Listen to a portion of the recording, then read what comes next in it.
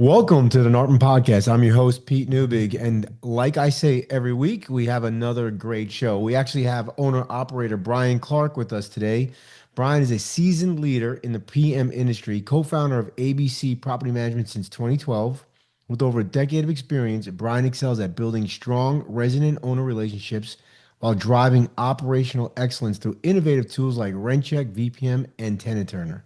His commitment to accountability, adaptability, and transparent communication has transformed processes like tenant screening and lease management, ensuring seamless experiences for all stakeholders.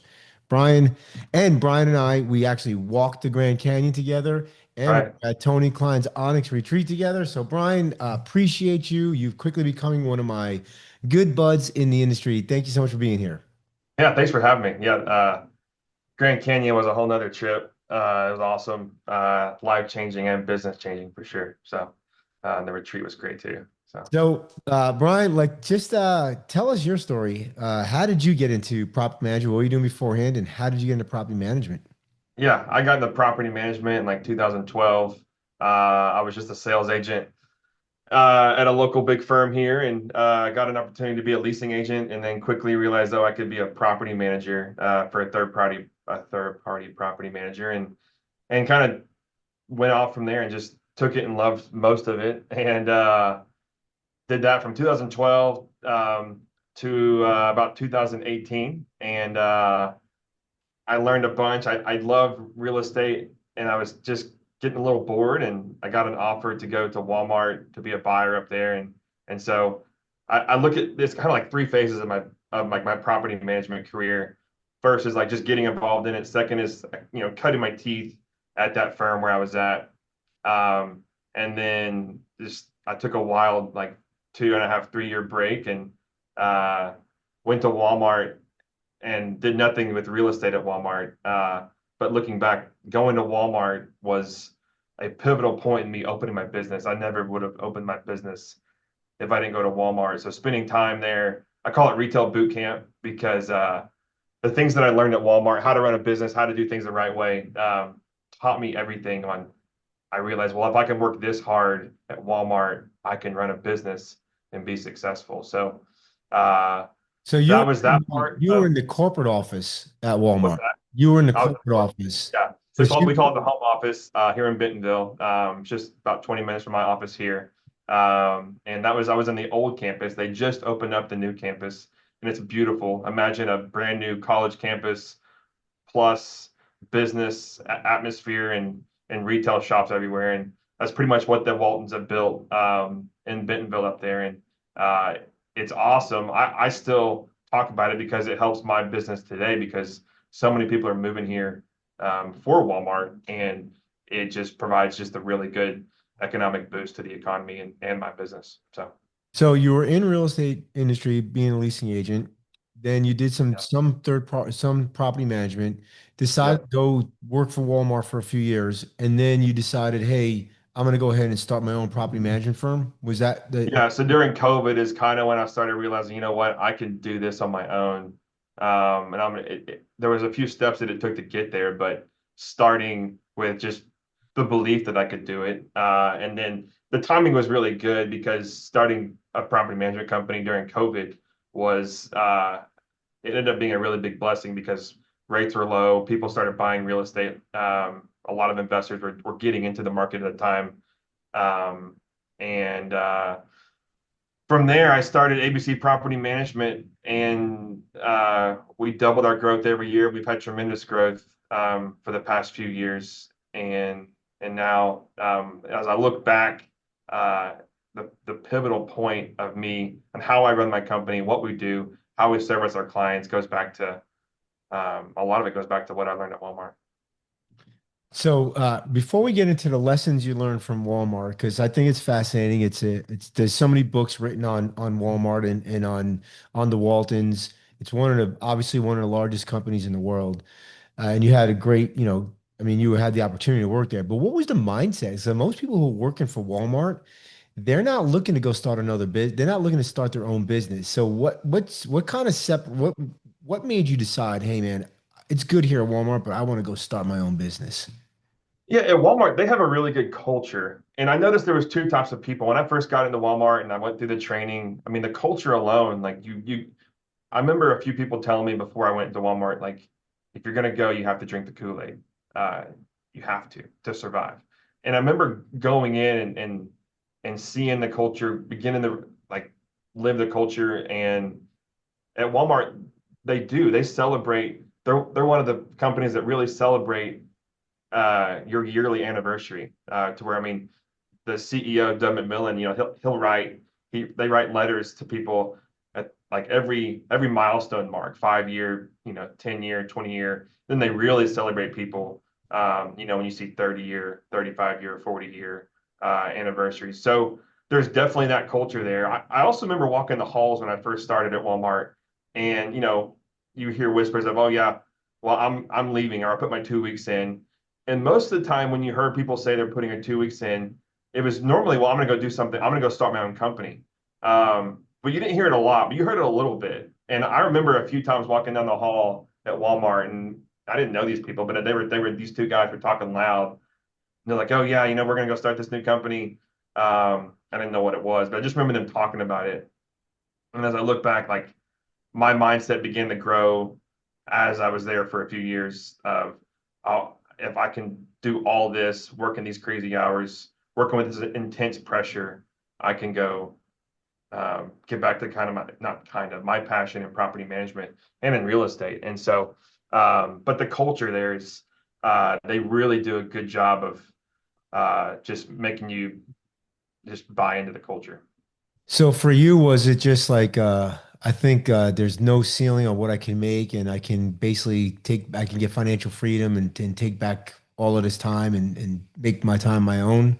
Is that why you Yeah, started your own the business? financial freedom and the freedom I didn't see, but because when I first started, I just was bootstrapping the company and was going to just work relentlessly. So I think the working relentlessly, getting into the details, having a sense of urgency to everything that I'm doing, and just really like being transparent of how I'm going to work with my clients and being one on one with them, was like, man, if I can do this, I know that I can.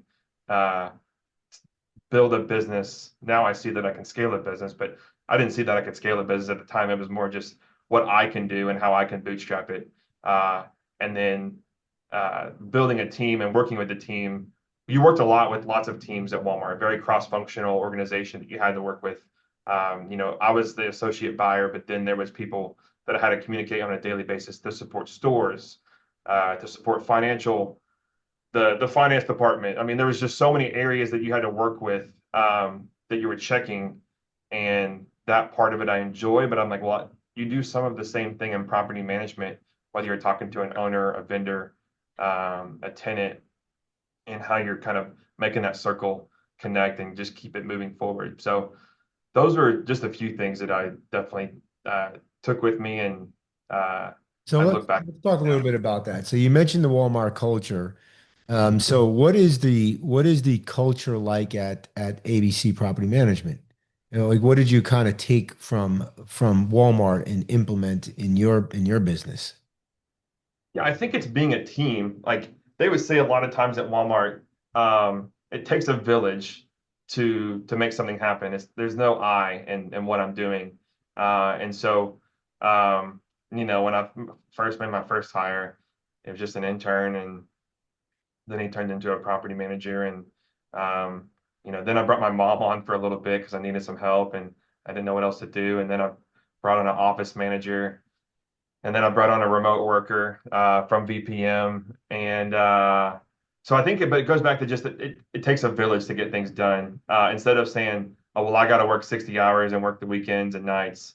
I can only do that for so long versus um, a team environment and just making sure that we're talking to each other. Some things that I try to remember and remind myself on a weekly basis.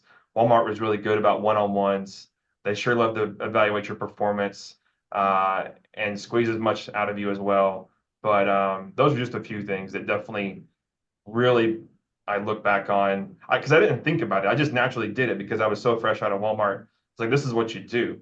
But So Look at did you create core values and were very intent on building the right culture for ABC?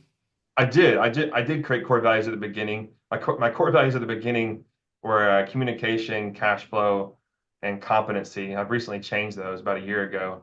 But that was about as much as I knew that I was going to do. So those are my core values. And then my mission statement was um, in real estate, passion for real estate, driven for property management. And so I knew that I had to focus in on Yeah, property management. I find it really interesting because I talk to quite a few property management companies, and I'm always surprised how many either do not have core values or they do, but they really don't like really enforce them and kind of push Yeah. them down. Um, or they don't really think about like they have them, but they really don't think about their culture. Here we are, one of the biggest companies in the world, and their core values, like you said, drinking the Kool-Aid. And so Yeah. they literally, find out, just believe that core values are so important to make sure you get the right people in the organization.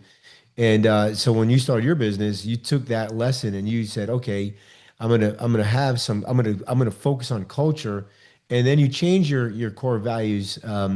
What was the reason for changing the core values? They just weren't aligning with what you wanted, or were they just Yeah, I think when I created my core values, it was just me bootstrapping everything and me just doing everything. And now I'm seeing I thought I had an ideal client of what I was going after, and I was reaching for what I could at the time, and landed some great clients. But now seeing what makes my team work well and how my team works well, and it's about my team, not just me bootstrapping everything, um, was a big part of kind of why I recently changed my core values, and just being more open. And I've been repeating this a lot, but being more transparent to to my team as my team is dealing with tasks that I don't always see, but making sure that they know what my expectation and what our expectation of a company is and how we're doing that is really important. And having my core values at the beginning, I had a lot of mentors that helped me as well. So the mentors really pushed me to make sure that what I'm doing was the stuff that I learned at Walmart. It's funny. I had some mentors like, "Why the heck are you going to go to Walmart? You're crazy." And then others are like, "Okay, go to Walmart," and you'll. They knew, but all of them, when I left, it was like it was it was very eye opening because I was very different in how I do. I think you did a really intelligent thing is like you basically took the job, you learned a bunch of lessons, and then you said, you know what? I think I'm ready to start my own business. I'm sure that Yeah, was a nice, interesting conversation with your wife. We've all had that. I don't know. I mean, I remember telling my wife I'm going to leave corporate America and start a property management firm, which she never even heard that there is even such an industry. yeah, yeah, And then, so okay, so you learn a lesson of core values. Walmart, I know. To me, Walmart is famous for like literally like tracking everything and having these KPIs. yeah. Um, is that something that is that just something like I've seen or read, or is that something that Yeah. they focus Yeah, on? well, it's top down. It's top down how they do that. And when I first started this company, I that part of Walmart I just kind of put over in the corner on the back burner. Now that I have a team, I'm trying to like go back and put that burner up front. But As a buyer for Walmart, did you have certain metrics? Do you I recall? did. Well, I had a ton of metrics, and we called them we had QBRs, we had 30, 60, 90s, we had daily or not daily, weekly to bi-weekly one-on-ones, and we were going over. I mean, we had a list every morning. One of my jobs was to report sales on stores, where the stores were, and what our items were selling at. Um, and so looking at that, understanding one, how to put those reports together, and then being evaluated on, okay, this item is up, this item is down, um, this item has a problem with the store And or with I'm the sorry, did you say you looked at those daily? It was like a daily sales thing? we looked at sales daily, yeah. And then I would have to send them on a weekly. I would look at them daily. On a weekly, I would send them to my like DMM, Supervisor. Yeah. my VP, that would then get cascaded up the chain. I mean, pretty much he would look at them, he would digest them. And then they would go up, and I mean, they're sitting on the CEO's desk probably by Monday afternoon or Tuesday morning.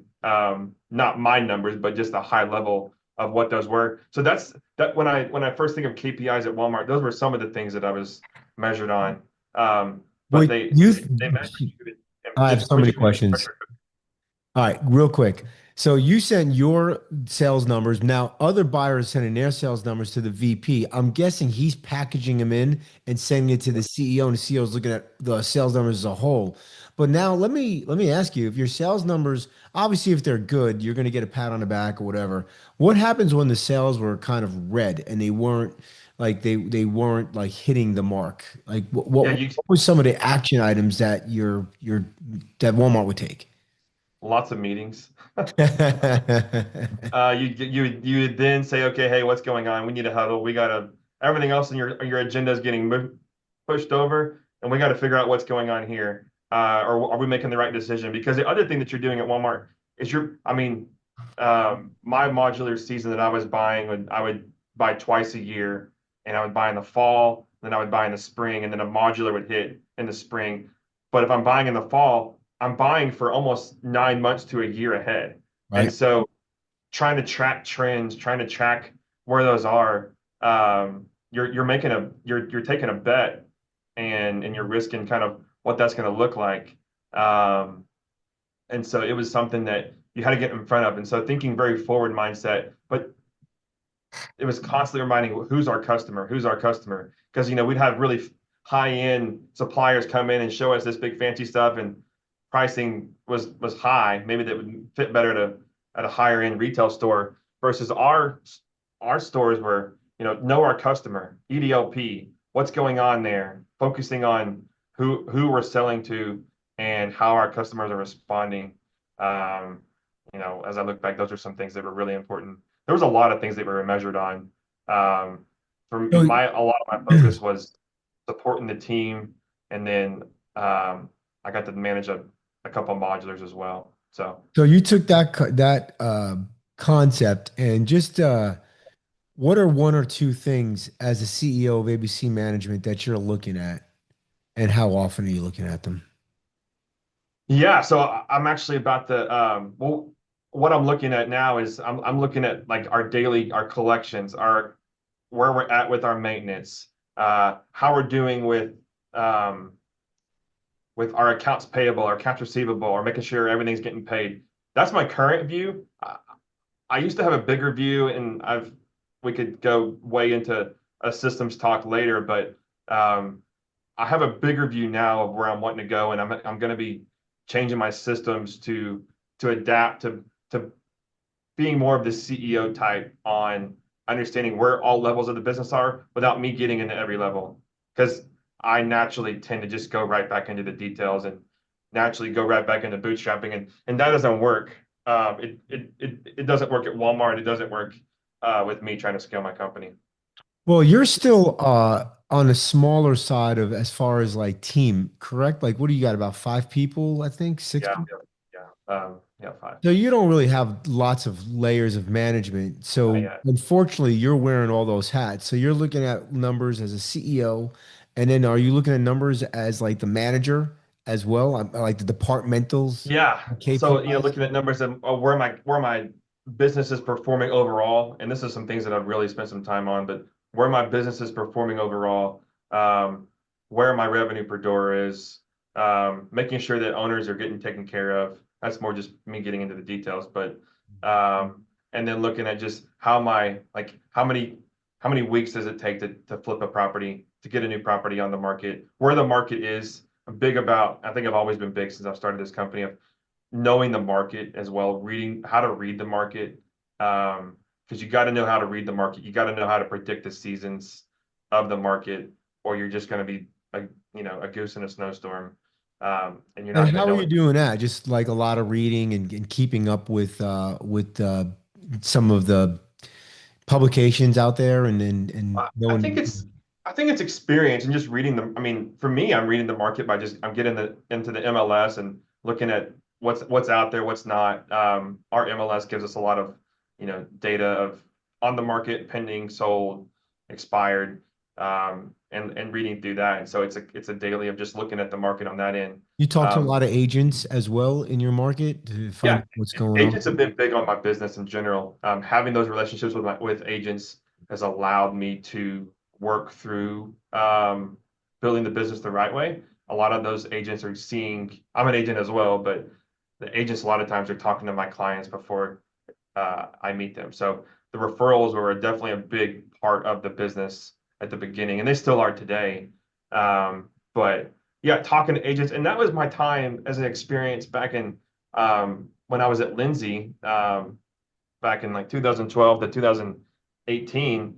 My time there, I got to know so many agents and building those relationships. And even though that I was out of the industry for 3-ish years, maintaining those relationships were super valuable on what I'm doing today. So So as you're telling your story with Walmart, you brought two more things up that I don't know if you even realize it or you meant to touch upon it, but one was team management. You said a lot of meetings and a lot of management, and they did a lot of reviews. Have you taken that into your business, and how do you manage your team? What would be some one thing that you can tell people listening, like that maybe most people are not doing? Like I can tell you, like I don't do annual reviews. I haven't done an annual review since I've owned VP yeah, in I 4 years. So like, I I do them, but I for me it's like pulling teeth. I've gotten a lot better at it. I've challenged myself over the past few years to really get involved in it. But one-on-one, spending time with my team, and trying to give an annual review. But I don't want to give an annual review. Walmart would grill you. They would motivate you, but they would also grill you. Um, and was that motivated me. I don't think curious, it motivated was me. Walmart's theory like you shouldn't be um surprised when you get an annual review, whether it's good or bad?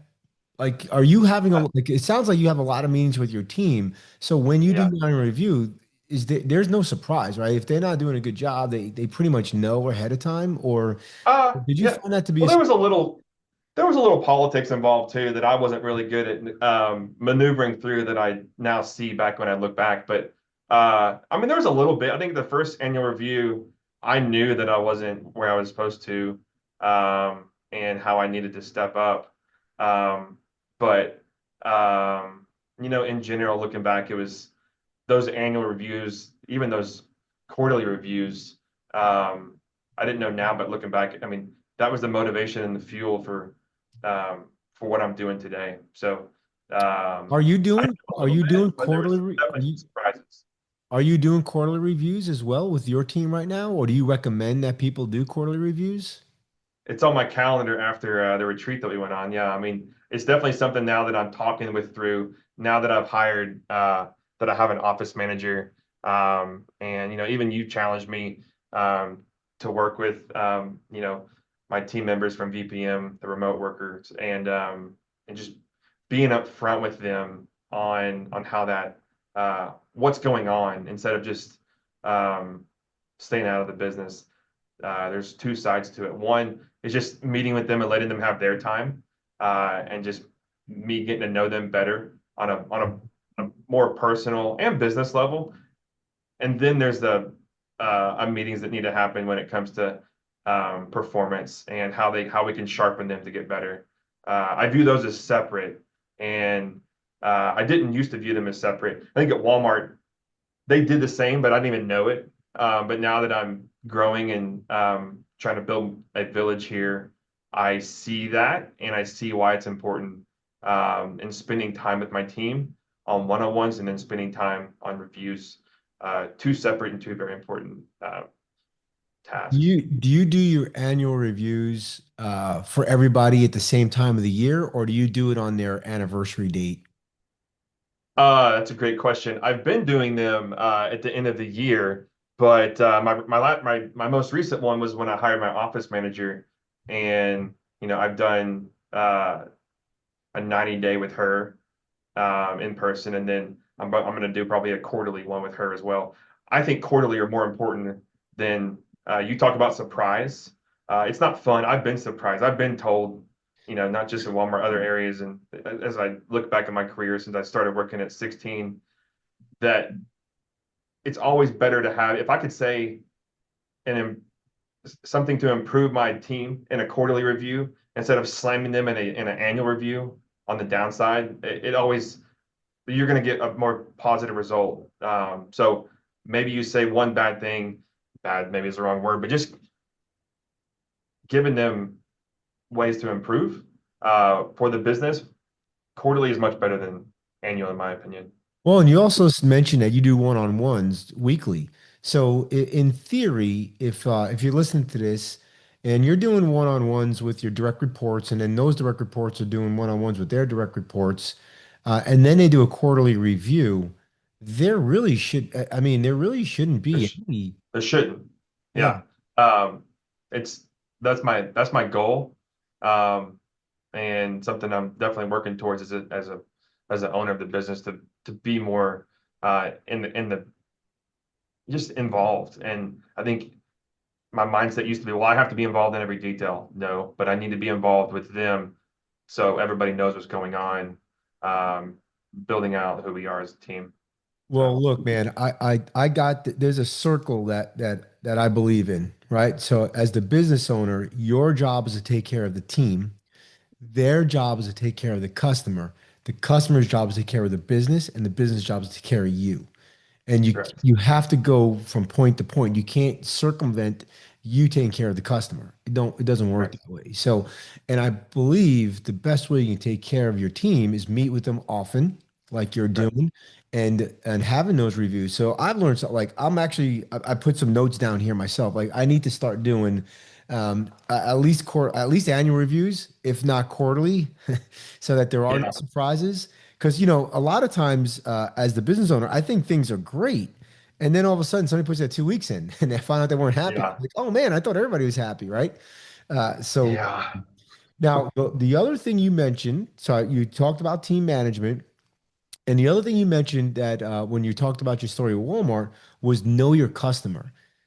So that Yeah. is really important. And we were in the green room talking, and you told me since the retreat that we went on with Tony Klein's Onyx retreat, you actually flipped your ideal customer. Talk a little bit about what it was and then that, what it is today and what drove you to that decision. Yeah, I think it just comes down to how my systems and how, well, first before systems, just how my team can handle things. And so, we've changed up our philosophy when it comes to who our ideal client is. I used to think that I needed to work with, venture capitalists, large asset managers, which I landed at the beginning. I landed those clients, and they're still good today, but a lot of them have to run through me. So I can only have a few of those to make sure that we're running correctly versus my team can handle, my average client that, understands what a single family house can bring you and how we can handle that and what we can do to make sure that we are not only taking care of their asset, but improving their asset and just making sure that we have the trust together working through that. So single family used to be like, maybe single family, but now single family is definitely a top priority on how we're Right. handling. So you actually manage for multifamily, commercial, and single family. Those are kind of the three categories Yeah, you manage, right? And you were telling me that what was it? Was it multifamily was first and commercial was second? commercial was first, Commercial multifamily was second, and and single family was then third. And so now I've flipped it, and we want to take care of the clients that we have now. But I think if I went and landed, 50 commercial clients, it wouldn't be the same. Um, your team and your systems just doesn't have the capacity. So you yeah, looked into it. You said, "What? You know what? We actually have the team and the systems to really serve a single family." So you've kind of correct, flipped it now in single family and multi-family. Single family is number one by far, and then if you correct. get so what does that mean when you say, "I know my customer now"? Like, does that mean like obviously it means you got the systems around it, but like, is you changing your marketing? You changing your sales approach? Are you We're gonna change a lot. I mean, it starts with core values and then how we build from there. I created the core values a year ago, not knowing, I kind of knew, but now I've really challenged myself to make sure that where my vision is, where we're going, and how we're going to do that. And Yeah, so changing your vision, flipped your ideal customer on its head. It did. And so it's like, okay, who do we have in our basket now of clients? And those all need to be taken care of at a high level. But if we are to keep growing at the rate that this market is giving us, what can we service the best and keep the service the same or better than where we're at now? And that is with changing where we are and our ideal client. And that took a lot of time because I remember when I first started, I'm like, okay, I want to talk to every commercial owner out there that has a property that should be triple net. And I did. I talked to a ton of them and I landed a bunch of them, and it's been great working with them. But my team doesn't work as well with them. I have to work with them. And so I still will and do, but I want to make sure that my team going forward can handle who works best with my team. And it's just taking some time to get used to, but and it's been a long process. But I think a light bulb came on, a couple months ago, and then it really came on bright at the retreat that we went on. So you let the team know, which I'm sure was welcomed with open arms. And Yeah. now you're working on your marketing plan to really dial that, Yeah, so we're single before family. marketing, the business is still or the market's still providing a good amount for us, but before I go, put jet fuel in my engine, we're actually going to be changing systems. So Hmm. going through and changing how we're doing, well, it starts with policies, procedures, and then where we get to our systems and what's going on there. Right now, we're in the big system change that we're going to do this fall. And that was something that a year ago, I'm like, there's no way I'm going to change the system. But no, I got to change the system now. And we got to do it in a way that makes sure that not just my ideal client, but everybody in my basket of um, all my clients are getting handled properly and staying up to date with the industry. Even as small things as like how we communicate and work with my remote worker Frank, and plan on hiring more of those, and making sure that Frank can handle the tasks that he's assigned to, and they're much better when we focus on our ideal client. All right, last question before we head out. So you have a remote team member, you're big on Yeah. culture. How do you extend that culture over the wireless or the Zoom, if you will, and extend it to Frank all the way in Mexico or Philippines or where? Yeah, it was really tough at first, like really frustrating, really tough. Uh, it really just comes down to relationships and communication. When I first brought him on, bringing someone on and then saying, "Hey, go do this or take care of this task," but before you do that, go read this policy book.